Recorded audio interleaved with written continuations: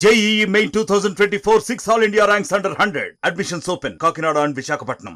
Aditya Junior Colleges. Vizag నక్షత్ర case మనం అందరం మర్చిపోకముందే మరో భార్య కేసు బయటకు వచ్చిందని చెప్పొచ్చు.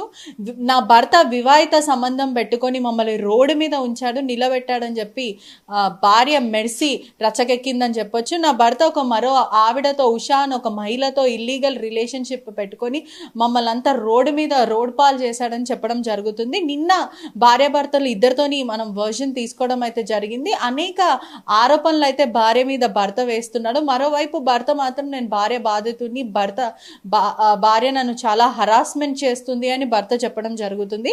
భార్య మాత్రము అతను అంటే అగ్ని సాక్షిగా నన్ను పెళ్లి చేసుకున్న తర్వాత కూడా డైవర్స్ ఇవ్వకుండా మరో మహిళతో ఇల్లీగల్ రిలేషన్షిప్ పెట్టుకొని ఆమెతోని సహజీవనం చేస్తున్నారు అని భార్య ఆరోపించడం జరుగుతుంది. ఒకసారి మనతో పాటు భార్య ఉంది, మాట్లాడే ప్రయత్నం చేద్దాం. నమస్తే అండి, చెప్పండి. నిన్న మేము మీతో ఆర్టీవీ సంప్రదించడం జరిగింది, మీరు ఆర్టీవీని మాట్లాడడం కూడా జరిగింది. మీ భర్త వచ్చేసి ఇదంతా ఫాల్స్ ఎలిగేషన్స్, ఎవరైతే మా భార్య మెర్సీ ఉందో కేవలం డబ్బుకి ఆశపడి ఈ డ్రామా అంతా హై డ్రామా చేస్తుందని అంటున్నారు. మీరు మాత్రం అతనికి ఇల్లీగల్ రిలేషన్షిప్ ఉంది, రెడ్ హ్యాండెడ్గా పట్టుకోవడం జరిగింది, ఆ రూమ్లో వాళ్ళిద్దరు ఉండడం. మీ దగ్గర అనేక సాక్ష్యాలు ఏమైనా ఉన్నాయని మీరు చెప్తున్నారు. వాళ్ళిద్దరికి పెళ్లి జరిగింది అంటున్నారు. మీ దగ్గర ఎటువంటి సాక్ష్యాలు ఉన్నాయి? నిజాలేంటి? పెళ్లి చేసుకోవడం వాస్తవము, ఇల్లీగల్ అఫేర్ ఉండడం వాస్తవము. నేను బెదిరిస్తే మాత్రం వాళ్ళు చేసుకోవాల్సిన అవసరం లేదు, ఉంది కాబట్టి నేను అడిగాను. ఇంకోటి డబ్బు అంటున్నారా, డబ్బు నాకేం అవసరం ఉంటుంది, డబ్బుతో నాకేం అవసరం ఉండదు. పెళ్లి చేసుకోలేదు అన్నాడు, ఇందో ప్రూఫ్.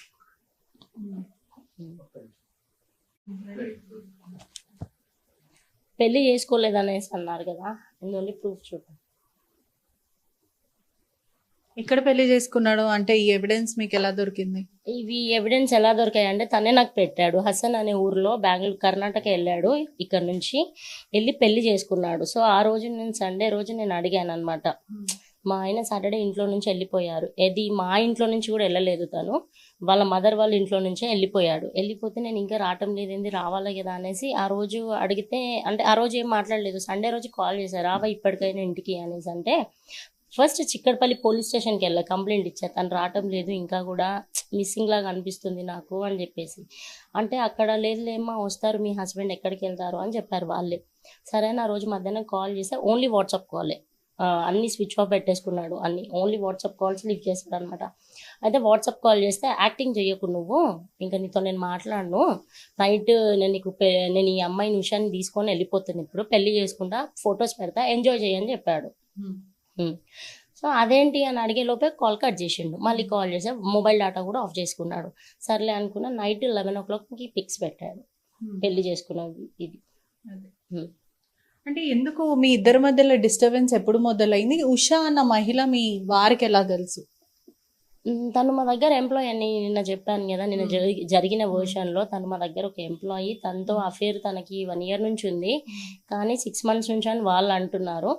సరే, నాకు ఒక అబ్బాయి వాళ్ళ దగ్గర జాబ్ చేసే అబ్బాయి 1 year నుంచి అఫేర్ ఉందన్నారు. తర్వాత ఒక 6 months నుంచి వాళ్ళు కమిట్ అయ్యారు అన్నారు. తిను మాత్రము తనతో జాన్ నుంచే కలిసి ఉంటున్నా అని చెప్పాడు. ఇందులో ఏమన్నా నాకైతే తెలిసిందైతే జాన్.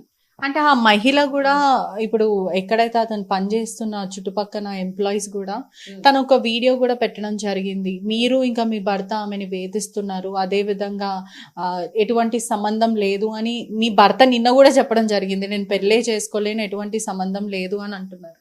పెళ్లి ఏదైతే నేను పెట్టాను ఆల్రెడీ. ఇంకోటి వేధిస్తున్నాను అన్నప్పుడు అమ్మాయి వెళ్ళి కంప్లైంట్ ఇవ్వాలా. ఫస్ట్ నేను వేధించలేదు, తను నా దగ్గర నుంచి వెళ్ళిపోయేటప్పుడే మొబైల్ అన్ని స్విచ్ ఆఫ్ చేసుకున్నాడు. పోలీస్ స్టేషన్కి వెళ్తే కూడా ఓన్లీ వాట్సాప్ కాల్ లిఫ్ట్ చేశాడు. అలాంటివి నేను ఎలా వేధిస్తున్నా? 2 months నుంచి నా నుంచి కాల్స్ పోలే, మెసేజెస్ పోలే. చూపిమనండి ప్రూఫ్స్, నేను మాట్లాడతా. 1-2 సార్లు నేను చేశాను, దీనికి ఊరికి నాకు కాల్స్ ఎందుకు వస్తున్నాయి అని చెప్పేసి. వాళ్ళే నాకు లాయర్స్తో కాల్ చేపిస్తున్నారు, వేరే వాళ్ళతో కాల్స్ చేపిస్తున్నారు. లాయర్స్తో చేపించి డివోర్స్ ఇస్తావా ఇవ్వవా, నీ ఒపీనియన్ ఏంటమ్మా, ఎన్ని రోజులు ఇలా. నేను ఆ రికార్డింగ్ కూడా మీకు లాయర్స్ మాట్లాడే రికార్డింగ్ పెడతా. వాళ్ళ మ్యారేజ్ ఇది సర్టిఫికేట్. ఎక్కడ చేసుకున్నారు? కర్ణాటక, హసన్ అనే ఊర్లో నుంచి. అంటే భార్య ఉన్నాక, అగ్నిసాక్షిగా భార్యని పెళ్ళాడిన తర్వాత ఎటువంటి చట్టం లేదు మరో వ్యక్తిని పెళ్లి చేసుకోవడానికి. అలాంటిది మీకు డైవర్స్ కూడా ఇవ్వలేదు. మరి ఏ ధైర్యంతో అతను మరో ఇంకొక మహిళని పెళ్లి చేసుకున్నాడు. అదే నేను క్వశ్చన్ చేశాను. ఏ రోజైతే ఆయన పెళ్లి చేసుకొని వెళ్ళిపోతా అనేసి అన్నాడో ఇంకా ఆ రోజు నుంచి నేను కాల్స్ బంద్ చేశాను చేయడం. ఆ రోజు నైట్ ఇంక అంతే, ఫొటోస్ పెట్టి చూడు she my officially wife now అని పెట్టాడు. సరే పెట్టాడు, అయిపోయింది. ఇంకా నేను మాట్లాడలే, చేయలే, అన్కాన్షియస్ అయిపోయా, పడిపోయా, నేను హాస్పిటల్లో అడ్మిట్ అయ్యా. అవంతా కూడా మీకు ఎమ్మెల్సీ చూపిమంటే చూపిస్తా. నెక్స్ట్ డే ఇంకా నేను ఎంత అంటే అసలు లెవెలేకున్నా అయినా సరే నేను వెళ్ళాలి అనేసి ఉమెన్ పిఎస్లో అది మన భరోసా సెంటర్కి వెళ్ళా. ఆటోమేటిక్గా ఎఫ్ఐఆర్ ఫైల్ అయిపోయింది. సో తర్వాత వాళ్ళు 20 daysకి వచ్చారు. వచ్చి కూడా మా ఇంటికి రాలేదు. అంటే వాళ్ళ అక్క వాళ్ళ బావ సపోర్టు వాళ్ళ ఇంట్లోనే ఉన్నారు. ఆ వీడియోస్ కూడా చూపిస్తా. అంటే ఎందుకని ఇక్కడ మీ ఇద్దరి మధ్యలో వివాదం ఎప్పటి నుంచి మొదలైంది? అంటే ఇప్పుడు మీరు భార్యాభర్తగా సుమారుగా 10 ఏళ్ల పైన నుంచి కలిసి ఉన్నారని చెప్తున్నారు. 3 పిల్లలు కూడా ఉన్నారు, పెద్ద పెద్ద పిల్లలు. మళ్ళీ అలాంటప్పుడు మీరు భార్యగా ఉన్నప్పుడు మరో వ్యక్తి దగ్గర వెళ్ళాల్సిన అవసరం ఏంటి? అదే విధంగా మీతో పెళ్ళైన తర్వాత కూడా మరో వ్యక్తిని ఎలా పెళ్లి చేసుకుంటారు, అంటే డైవర్స్ కాకుండా? అది ఇంకా నేను దానికి ఆన్సర్ చెప్పలేను. ఎందుకంటే 15 ఏళ్ళ నుంచి ఉన్నాడు మనిషిని, నేను నమ్ముతాను, నమ్మకం అనేది వస్తుంది. ఇప్పుడు 6 years నుంచి మేము ఒక ఆఫీస్ రన్ చేస్తున్నాం. నాకు తెలుసు అందులో టెలికాలర్స్ ఉంటారు అని చెప్పి. అబ్బాయిలు తక్కువ మా దగ్గర, అమ్మాయిలు ఎక్కువ ఉంటారు. సో 6 years నుంచి ఇలాంటి ఇష్యూ నేను ఎప్పుడు ఫేస్ చేయలేదు. సర్లే నేను వెళ్తే కూడా బాగానే ఉండేవాళ్ళు. కొంచెం ఈయన గురించి కూడా తెలుసు, ఈయన అమ్మాయిలకి అప్పుడు అంటే రెస్పెక్ట్ ఇస్తాడు, భయపడతాడు, నేను జాగ్రత్త అని చెప్తూనే ఉంటా ప్రతిసారి. సరే అనుకున్నాను. కానీ ఇది ఇంకా దీనికి నేను ఆన్సర్ చేయలేను. అసలు ఎందుకు ఇలా చేయాల్సి వచ్చింది నా అని చెప్పేసి చాలాసార్లు ట్రై చేశా. వాళ్ళు ఎంత మాట్లాడినా నిన్న మీ భర్త వర్షన్ తీసుకున్నప్పుడు ఎంత ఏం చెప్పినా కూడా మా ఆవిడ కేవలం డబ్బు కోసమే ఆశిస్తుంది అని చెప్తున్నారు. అసలు మాకు పెళ్ళే కాలేదు, మేము మంచి స్నేహితులమని, అదే తప్ప ఇంకేది చెప్పట్లేదు. మీకు ఆల్రెడీ మీ మీద ప్రాపర్టీలు రాసిచ్చా, కేవలం నా ఆస్తి కోసం మాత్రమే తను ఈ డ్రామా అంతా క్రియేట్ చేస్తుంది అంటారు. వాళ్ళ స్నేహితులు అని మాత్రమే చెప్తున్నాడు అని ఎంత చెప్పినా. మీరే అందులో అంటున్నారు పెళ్లి చేసుకోలేదని నేను అన్నాడు, నేను పెళ్లి ప్రూవ్ చూపించాను. స్నేహితులు అంటున్నారు. ఎంత స్నేహితులు అయితే మాత్రాన ఇలా అయితే ఉండరు కదా.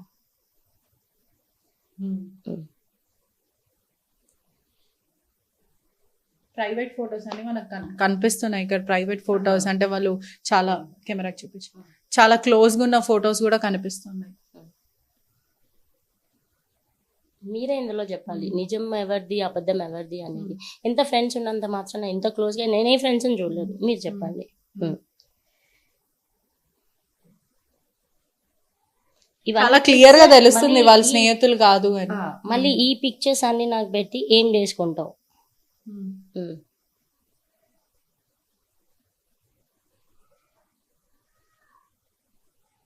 అదే విధంగా మీ భర్త నిన్న మీ మీద దాడి కూడా చేశాడని చెప్పి కంప్లైంట్ ఇవ్వడం జరిగింది.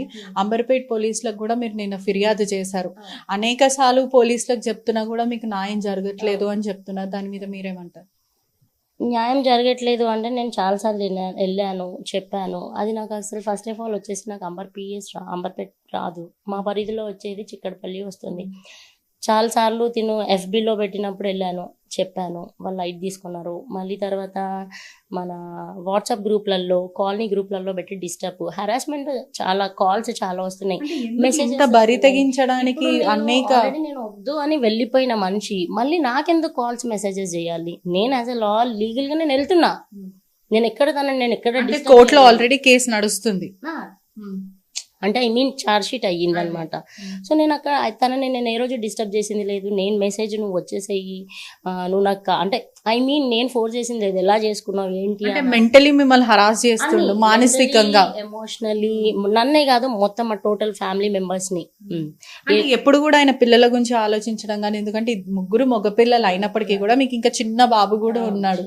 మరి ఎప్పుడు కూడా పిల్లల గురించి ఆలోచించడం కానీ అట్లాంటివి ఏం లేవా? పిల్లల గురించి ముందు ఆలోచించేవాడు, ఇంక ఇప్పుడు ఆలోచించట్లేదు. ముందు బాగానే ఉంది. ఈ మహిళ ఎవరైతే ఉషా ఉందో మీ భర్తకి, ఆ మహిళకి ఇల్లీగల్ ఎఫ్ఐఆర్ ఉందో, ఆ మహిళకు కూడా ఆల్రెడీ పెళ్ళైంది, 2 పిల్లలు కూడా ఉన్నారు అని సమాచారం తెలుస్తుంది. 2 పిల్లలు తనకి, ఓ బాబు ఒక పాప.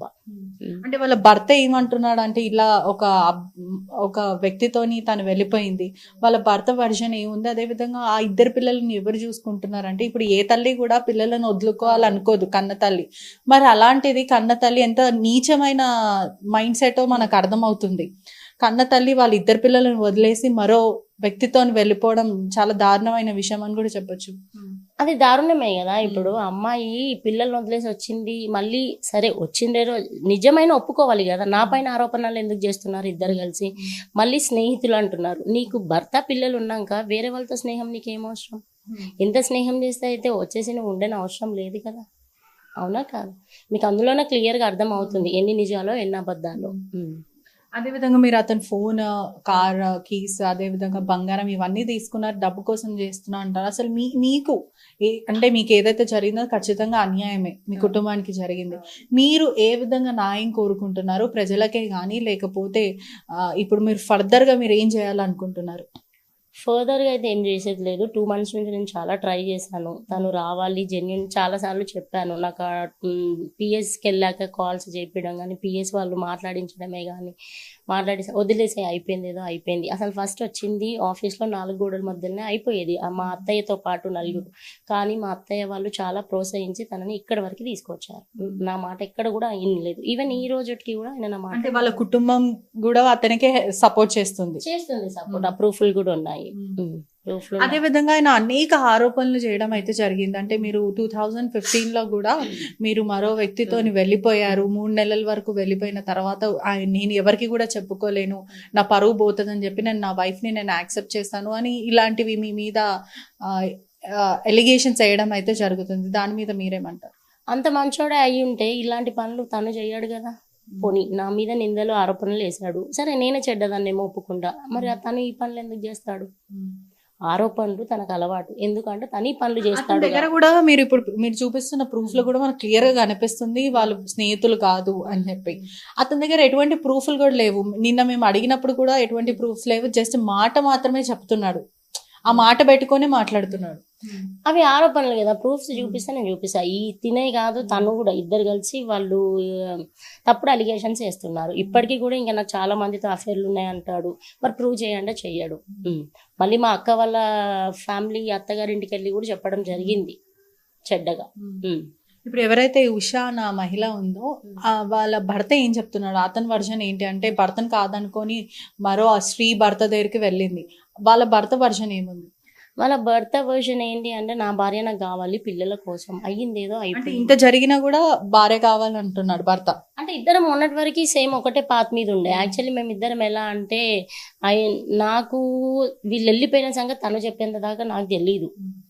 ఎందుకంటే వాళ్ళ హస్బెండే నాకు కాల్ చేసి చెప్పాడు, అక్క తను ఇట్లా వెళ్ళిపోయిందట అని చెప్పేసి. అవునా అని నేను అడిగాను. సరే అక్క అంటే ఇంకా నేను ఏం చేయను, నేను ఆల్రెడీ నాకు ఆ రోజు ఆయన చెప్పిందే 9:30 ఆల్మోస్ట్ నైట్ అయిపోయింది. Saturday night 30 March. దాని తర్వాత మళ్ళీ నేను ఇంకా ఆ రోజు నా కాల్స్ స్విచ్ ఆఫ్ అయిపోయాయి. నేను వాట్సాప్ కూడా చేస్తే లిఫ్ట్ చేయట్లేదు. తర్వాత తను నాకు చెప్పిన తర్వాత తను అంబర్పేట పిఎస్లో కంప్లైంట్ ఇచ్చాడు. వాళ్ళు ఉండేది అంబర్పేట కాబట్టి ఆ పరిధిలో వస్తుంది, వాళ్ళు అక్కడ కంప్లైంట్ ఇచ్చారు. నెక్స్ట్ డే మార్నింగ్ నేను 27కి సిసిఎస్లో ఇచ్చా తిన మీద ఇలా అఫేర్ ఉంది అని చెప్పేసి తెలియగానే. అక్కడ వాళ్ళు సరే చూద్దాం ఇప్పుడు లేడు కదా అని చెప్పి ఒకసారి కౌన్సిలింగ్ కూడా ఇచ్చారు. 27th మార్చ్ రోజు మాకు కౌన్సిలింగ్ ఇచ్చారు. 28th రోజు మాకు కౌన్సిలింగ్ ఇచ్చారు. అంటే 2 కుటుంబాల జీవితాలు నాశనం చేసి వాళ్ళిద్దరు కలిసి ఉండాలి అన్న ఒక ఆలోచన ఇంత చాలా అది రోతగా ఉంది వినడానికి కూడా, చాలా జుగుప్సాకరంగా అంటారు కదా. ఇంతమంది పిల్లలు ఉన్నాక అటు సైడు అమ్మాయికి 2 పిల్లలు ఉన్నారు, ఇటు సైడ్ మీకు 3 పిల్లలు ఉన్నారు. అటు భర్తను కాదనుకొని ఇటు భార్యను కాదనుకొని వాళ్ళు ఇద్దరు వెళ్ళి లేచిపోయి అని అంటారు కదా, పారిపోయి మరీ వెళ్ళిపోవడం అనేది చాలా వింత విషయం అని కూడా చెప్పొచ్చు. మొత్తం మీద మీకు ఏ విధంగా మీరు న్యాయం కోరుకుంటున్నారు? న్యాయం అంటే కావాలి భర్తనే ఎవరైనా అడుగుతారు. ఎందుకంటే ఇప్పటికీ కూడా మించిపోయిందంటూ ఏం లేదు. నేను మీడియాకి రావాలి అనే ఆలోచన నాకు అసలు నా మైండ్లోనే లేదు. తనే మీడియాకి వెళ్ళాడు, నేను ఏం అనలేదు. అంటే ఈ విషయం కూడా చెప్పాలి, గతంలో కూడా ఒక 2 నెలల క్రితం అతను మీడియాను ఆశ్రయించడం జరిగింది, ఇదే ఆర్టీవీని ఆశ్రయించడం జరిగింది. ఒక వీడియో రిలీజ్ చేశాడు.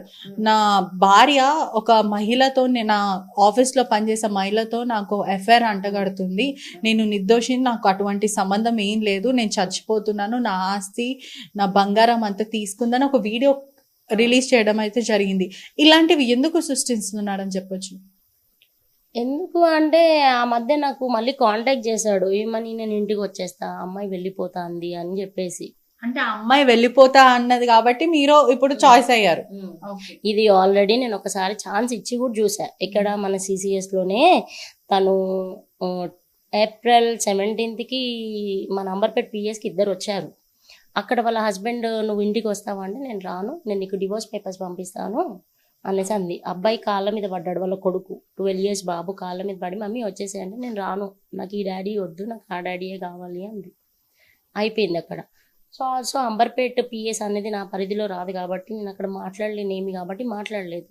సో నేను ఇక్కడ భరోసాకి వచ్చాను. మళ్ళీ వచ్చాక 19th రోజు ఫ్రైడే, ఆ రోజు అక్కడ మా హస్బెండ్ నాకు కలిసాడు. తను ఒక్కడే వచ్చాడు, అప్పుడు ఫ్యామిలీతో రాలేదు, ఆ అమ్మాయిని కూడా తీసుకురాలేదు అనమాట. యాక్చువల్లీ ఇద్దరు రావాలా.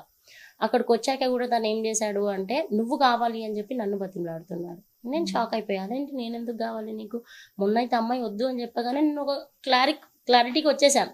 తిను కూడా నాకు అదే ఆన్సర్ ఇస్తాడు, నువ్వు కూడా వద్దు అనేసి అంటాడనే నేను అనుకున్నా. కానీ ఫ్రైడే వచ్చేసరికి తను నేను కావాలి అన్నాడు. ఎందుకు అని అడిగితే లేదా అయిపోయింది, ఏదో తప్పు అయిపోయింది, ఇంకా నువ్వే నాకు కావాలి, ప్లీజ్ నన్ను క్షమించు అన్నాడు. అంటే డబుల్ మాటలు, డబుల్ స్టాండర్డ్స్.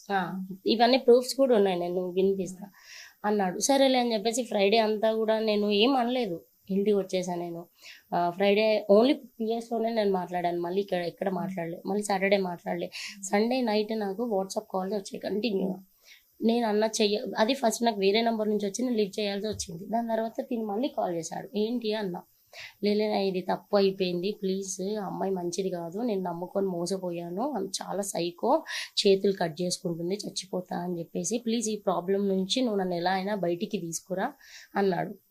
నేను ఆలోచించా, సరేలే జెన్యున్. అప్పటికి చాలాసార్లు అడిగా, నేను జెన్యున్గా చెప్తున్నాను, నాకు నువ్వు గుర్తుకొస్తున్నావు, నాకు ఇల్లు పిల్లలు గుర్తుకొస్తున్నావు, నేను ఉండలేను అన్నాడు.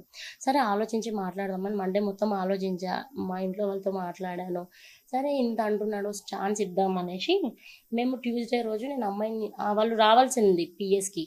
సో వాళ్ళిద్దరు అటు నుంచి వస్తే నేను వెళ్ళాను. మేడం నన్ను ట్యూస్డే నా ముగ్గురిని రమ్మన్నది.